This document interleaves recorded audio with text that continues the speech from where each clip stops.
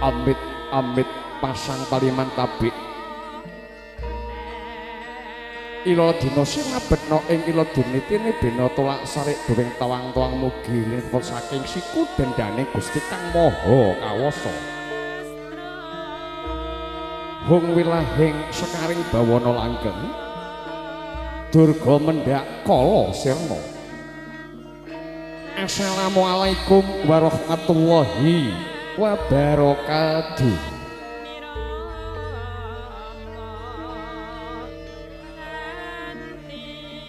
Seh tentrem rahayu mugi kajiwa kasalira dumateng kawula maligi dumateng ingkang hamengku suka nggih panjenipun Bapa amin miwah Ibu Sri Asih tinarbuka jroning raos sesarangan hamemuji mring Gusti Kang Murbenggat Gusti Kang Maha Kawasa Gusti Kang Maha Agung Gusti Allah Subhanahu wa ta'ala. Duh sahya tamu sepinten Togong Bira manah amargi kapitedahaken Seh kanugrahan dika sami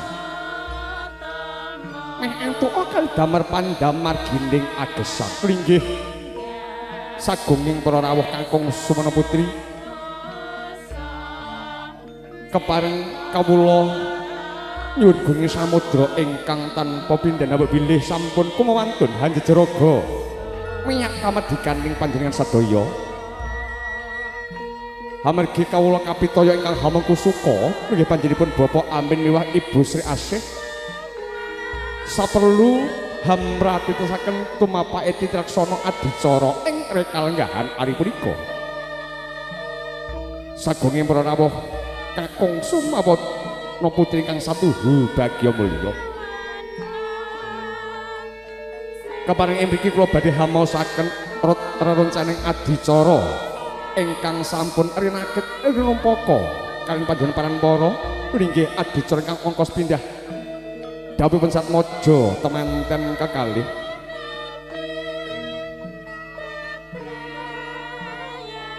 kalajengaken ing sakmangke adicara sindur binaya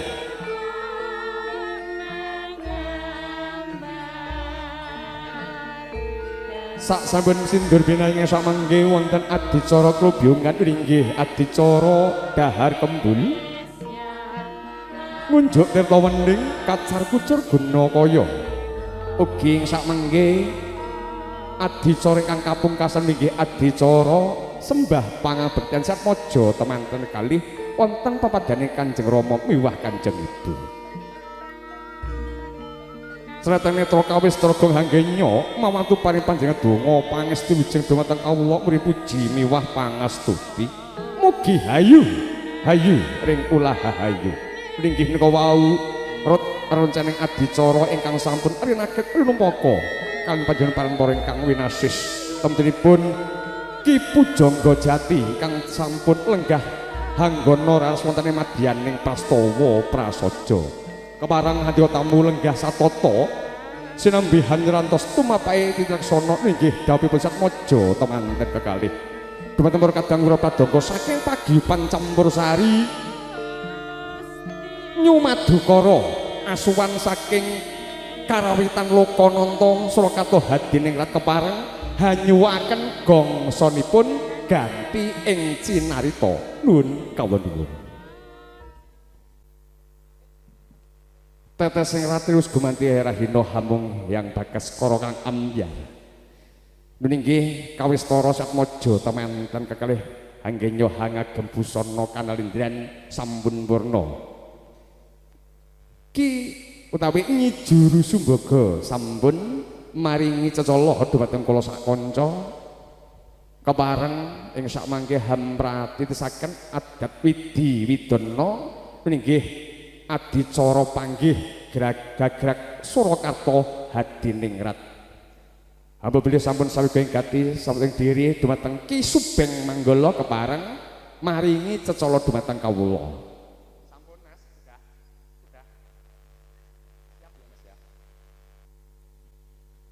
Kemarin Satmojo temanten kekalih sampun purna hangge nyohangagem busana nalindra giya pinudongan manjing wonten ing sasana panggih lampahipun Satmojo temanten kekalih kabiwada kadya tumuruning riris.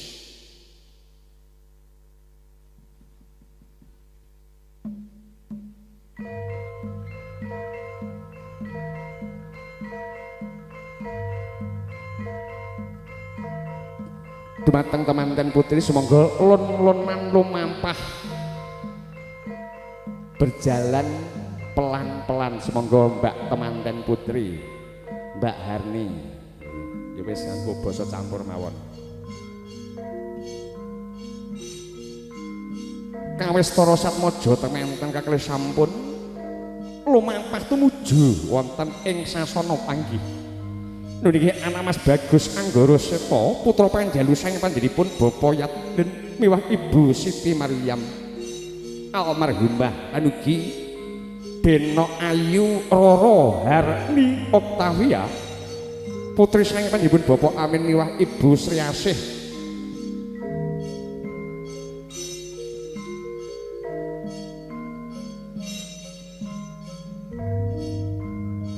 Sampun kepareng lumampah tumuju wonten ing sasana panggih.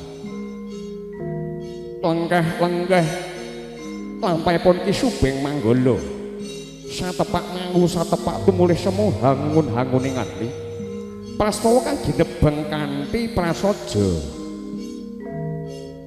Sinten to sakwingkingipun Ki Subeng Manggala nggih menika putra Panjalu saking panjenenganipun Bapak Yatmin nggih anak Mas Bagus Anggara Seta. Dasar gagah pideksa Gunung Aguna tanripat sipating jalma suta kang bisa tata jalma. Saya caket anggen lumaksana Satmojo temanten kekalih. Tempur ing pandulu tuwuh rasa tresna welas sejati.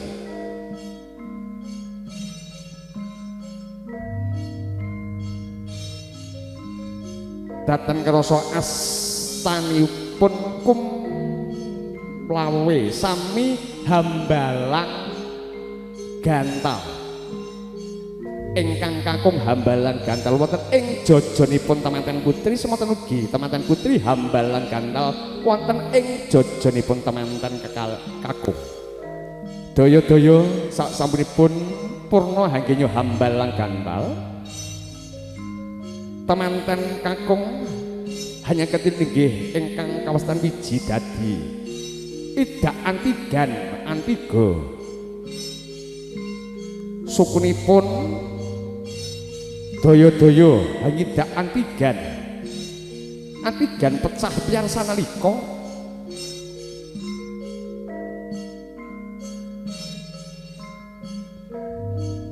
daya-daya temanten putri hamiji samparipun ingkang kakung ingkang kawastan ranu padha ranu wus ngarani banyu padha wus ngarani sambaran utawi suku.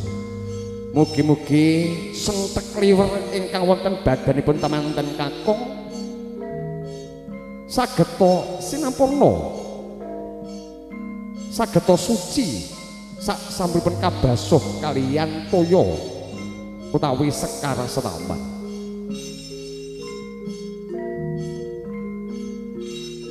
Purna hanggenya angidak antigan antiga daya-daya temanten kakung hanjumenaken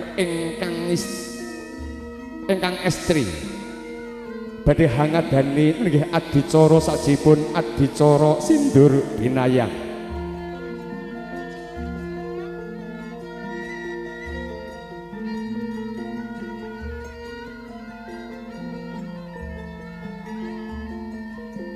Ampun sak mangke sindur binayang sinten to badhe nyindur nggih bapa ingkang temanten putri panjenenganipun Bapa Amin ing sak mangke wonten sak ngajengipun temanten kekalih kepareng hanyindur temanten kekalih tumuju wonten ing sasana rinengga nggih sasana Siti Hinggil.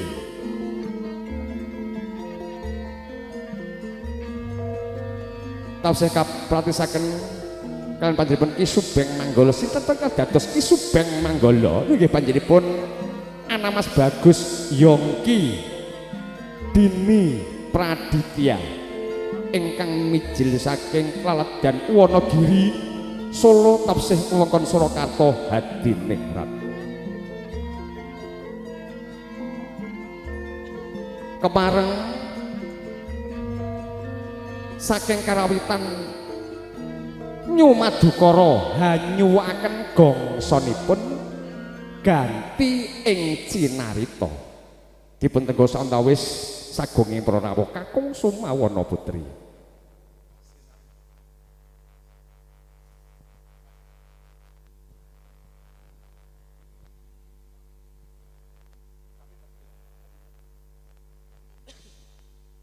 Niki kawestara sampun samapta anggih nyobade hanyindur satmaja temanten kali tumuju wonten ing Siti Inggil kepareng saking karawitan Nyumadukara hangungelaken inggih langan Gita Sri Nalindra hanyrengi lampahipun satmaja temanten kekalih.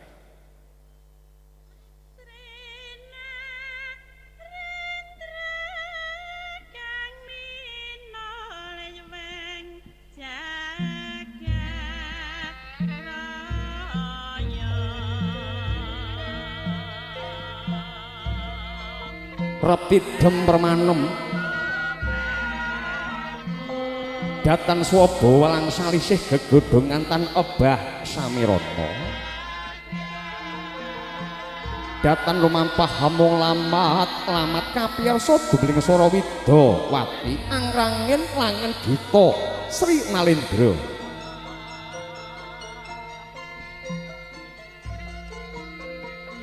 kepareng jumanggah satmaja temanten kekalih ingkang kasindur Kanjeng Rama nggih panjenenganipun Bapa Amin jumangkah tumuju wonten ing sasana Siti Hinggil nggih Damparinengga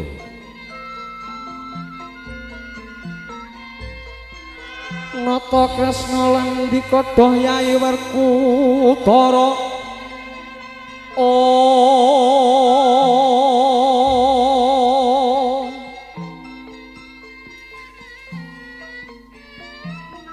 anggenya lumaksana Kanjeng Rama lan ugi Kanjeng Ibu tansah tumungkul wonten ing Bantala ndedonga mring Gusti Kang Murbeng dat mugi satmaja temanten kekalih sageta bagya mulya nganti ing salamina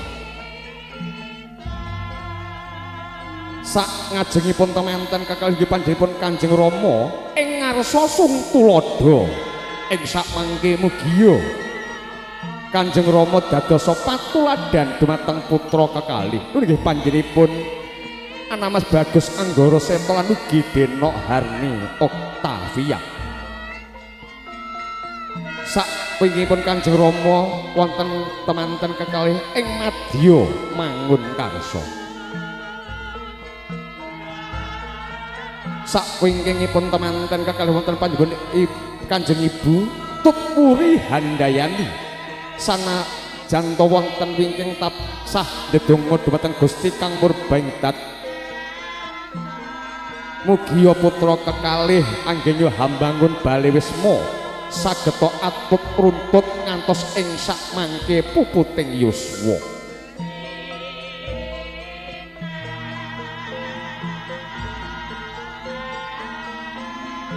ugi wonten panjenenganipun Ki Pujangga Jati ingkang sampun hamberkahi hangestoni dawuhipun satmaja temanten kekalih ing rekalenggan ari punika mugi Gusti Kang Murbeng dat hamaringi wahyu kesehatan wahyu bagya mulya dumateng satmaja temanten kekalih sumrambah dumateng keluarga panjenenganipun Bapak Amin miwah Ibu Yatmin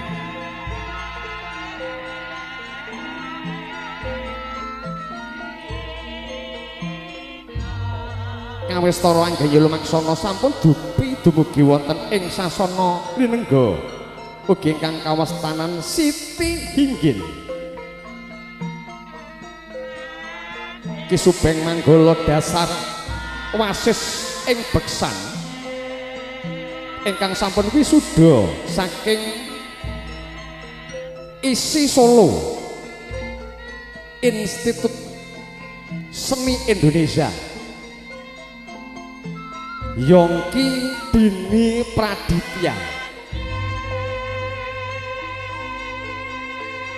kepareng anggenipun maksana sampun dumugi wonten ing siti inggil sinarta ing salajengipun inggih adicara timbang pangkon kepareng saking karawitan Nyumadukara hanyuaken gongsanipun ganti ing cinarita dhumateng panjenenganipun saking karawitan Nyumadukara ing sakmangke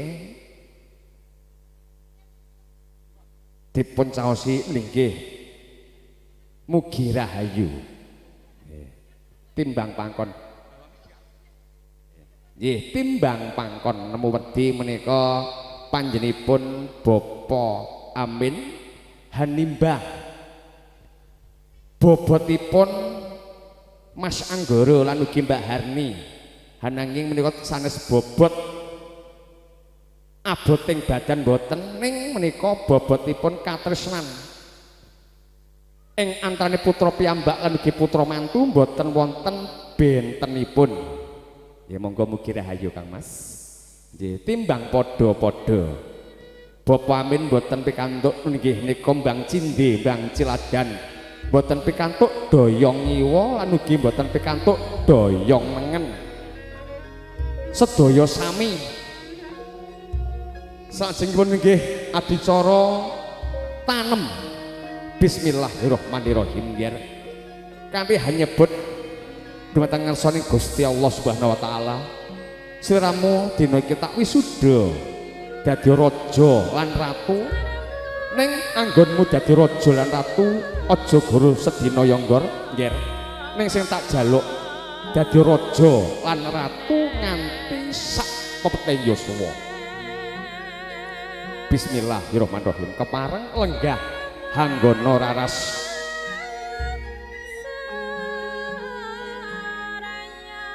kang wis tara saking katebian Setmaja temanten kakung hangagem busana kanalendran hangagem kuluk kanigara tinaretes benang sotya yen sinawang katon gagah pideksa yen cinandra pindha Pangeran Brahma Kumbara ingkang putri dasar Sulstaning Warni kepundian kembang melati yang sinawang katon ngedi peni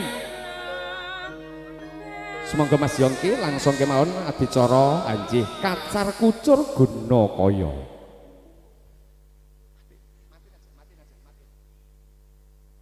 kacar kucur guna kaya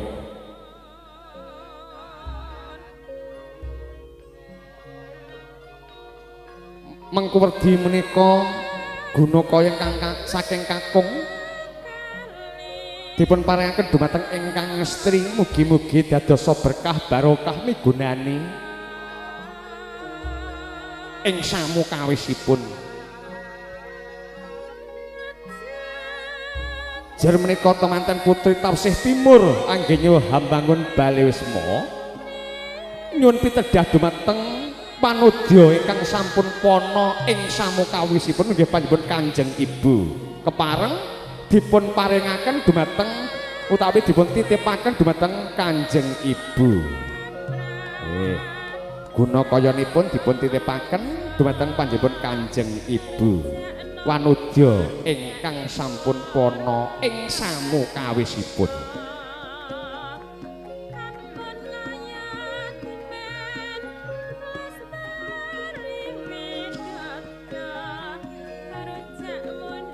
sagungipun rawuh kakung Sungna Putri nggih menika wau adicara kacar kucur guna kaya kacang kawak gudhe kawak dele kawak sing kawak udu kacange udu gudhene kanthi pangajap muga-muga sing kawak anggone mbangun bale wisma temanten sakarone. Adicara sajipun nggih adicara dahar kembul ugi ingkang kawastanan Kembul Bujana.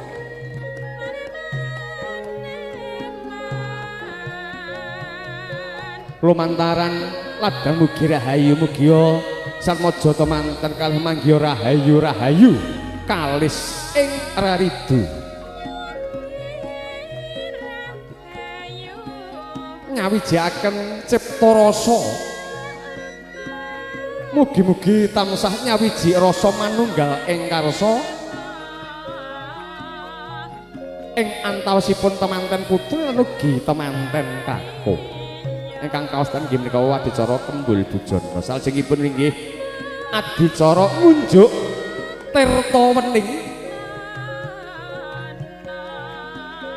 Tirta wus ngarani toya utawi banyu, wening wus ngarani suci resik. Mugi-mugi sak sampun ngunjuk tirta wening penggalihipun satmaja temanten kekalih tansah bening wening, tansah bening lan ugi hamba ing sak mangke manembah mring Gusti kang murbeng dat samsaya bening penggalihipun. Amin ya rabbal alamin.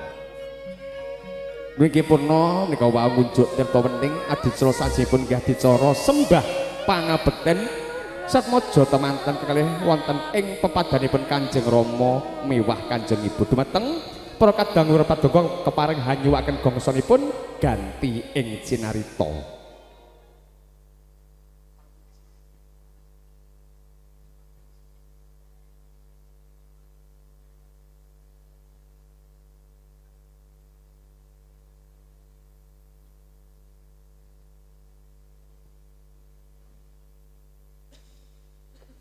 Saderipun satmaja temanten kalih sungkem wonten pawedanipun Kanjeng Rama miwah Kanjeng Ibu kepareng duwungipun utawi kerisipun dipun lolos rumiyin.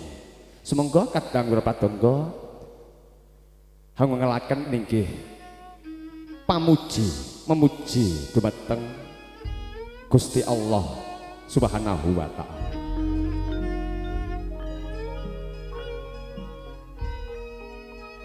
Tok kula nuwun. Assalamualaikum.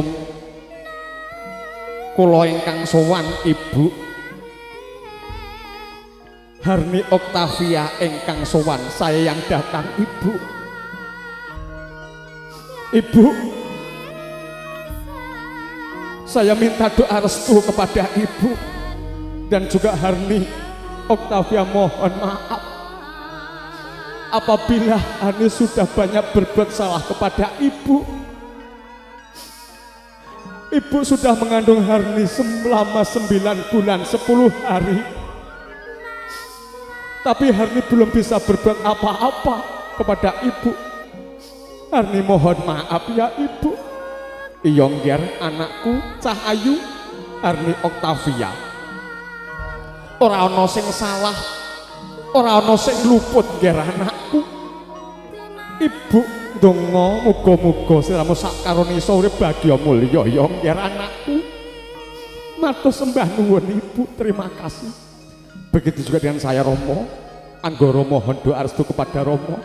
Semoga Anggoro bisa hidup bahagia bersama Dek Harni. Tak estoni ngger anakku. Muga-muga sliramu sakarone iso urip bahagia mulya. Amin ya rabbal alamin. Salajengipun Mbak Harni kepareng sungkem wonten pepadanipun Kanjeng Rama. Rama, kula ingkang sowan Rama. Harni nyuwun pangapunten, Harni mohon maaf. Kalau Harni belum bisa membalas kebaikan Kanjeng Rama. Rama adalah pahlawan keluarga yang telah membesarkan Harni sampai sedewasa ini. Sekali lagi Harni mohon maaf dan juga mohon doa restu ya Romo. Iya ngger anakku Harni. Kaya lagi wingi sliramu tak bopong. Kaya lagi wingi sliramu tak gendong ngger anakku Harni. ning saiki siramu wis dadi wanita sing akhir dewasa ya ngger tak estoni muga-muga siramu sak karone iso urip bagya mulya ya ngger anakku cah ayu matur sembah nuwun terima kasih Rama begitu juga dengan saya Anggara mohon doa restu ya ibu iya ngger saya restui anakku Purna Anggenya sungkem wonten pepadhanipun Kanjeng Rama nggih panjenenganipun Bapak Amin wah Ibu Sri Asih Kemareng sarmaja temanten katumuju wonten pepadhanipun Kanjeng Rama miwah Kanjeng Ibu nggih panjenenganipun Bapak Yatmin miwah Ibu Siti Maryam almarhumah Ibu Anggara mohon doa restu ya Ibu walaupun panjenengan sebagai ibu sambung dari Anggara saya yakin Ibu Anggara sudah bahagia di surga Allah Ibu iya ngger anakku ora ana sing perlu kok tangisi kabeh mau wis pepesti ya ngger anakku ibumu wis bahagia wis seneng mirsani awakmu sak karone urip bahagia mulya sesandingan karo genduk Harni Oktavia terima kasih matur sembah nuwun Ibu Romo Harni juga mohon doa restu kepada Romo semoga Harni bersama Mas Anggara dalam mengarungi bahtera rumah tangga bisa hidup samawah sakinah mawaddah rahmah ya Romo iya ngger anakku wong tuwa ya gur iso ndedonga muga-muga siramu lan uga anakku Anggara iso urip sesandingan nganti puputing yuswa Rama Anggara yang menghadap Rama selama ini Anggara sudah banyak berbuat salah Anggara sudah banyak menyakiti hati Rama Anggara sudah merepotkan Rama di kesempatan ini Anggara mohon maaf yang tulus dari lubuk hati Anggara yang paling dalam ya Rama iya ngger anakku cah bagus ora ana sing perlu ditangisi ya ngger Ramamu dongakno wae muga-muga pikantuk wahyu kesehatan iso Ramamu mengko momong awet anggene momong putra wayah ya nggih anakku Anggara nun nggih Rama mugi-mugi Gusti Allah mangestoni amin ya robbal alamin semonten ugi begitu juga dengan saya Ibu Harni mohon maaf dan Harni juga mohon doa restu semoga Harni dan juga Mas Anggara bisa hidup berdampingan ya Ibu iya ngger tak estoni muga-muga Gusti Allah ngijabahi ngestoni anggonmu urip bebrayan karo anakku lanang Anggara nangis gak apa-apa Bu nangis gak apa-apa datang karoso tirta kamijil saking netra tumiba wonten ing Bantala rasa bebek bombong mongkok jroning penggalih hamung kandhek wonten ing sak tengahipun jangga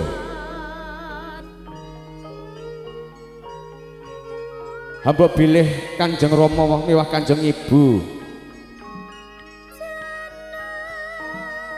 badhe hanatesaken uspa wonten ing Bantala menika hanggambaraken inggih bingahipun raosipun manah penggalih tiyang sepah nggih panjenenganipun Bapak Amin Ibu Sri Asih Bapak Yatmin miwah Ibu Siti Maryam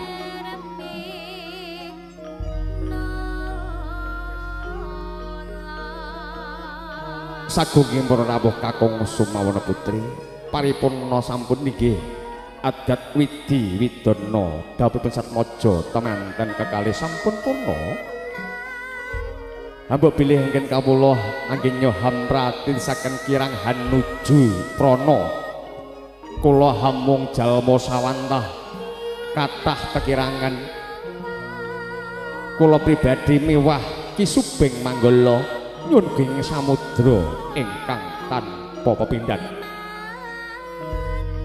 Adipun sang kawula cekap semanten katiha sesanti kuncarane ruwing bangsa hamung dumunung haning luwing budaya sak bejo bejane wong kang lali isih bejo wong kang eling lan waspada. Ihdinas siratal mustaqim bitaufiq wal hidayah wa ida wa inayah wassalam warahmatullahi wabarakatuh. Nuwun rahayu sami pinanggih. Nuwun kawula. Selanjutnya disambung yaitu acara pengambilan gambar.